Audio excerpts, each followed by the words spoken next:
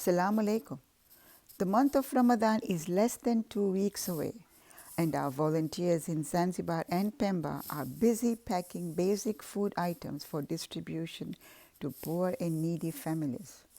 We will, on your behalf, deliver to orphans, widows, handicapped children, and families suffering from albinism.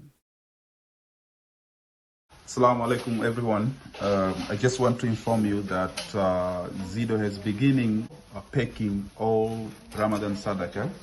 As you can see, the women and men are busy now packing all this, and we have bought and packed a lot of beans, and we have rice now are going to be packed. We have sugar and white flour, tea leaves, or chai, as you can see, dates. This team are working very hard, and we have two teams. This one is in Magunduchi, and there's another one in Stone Town doing the same.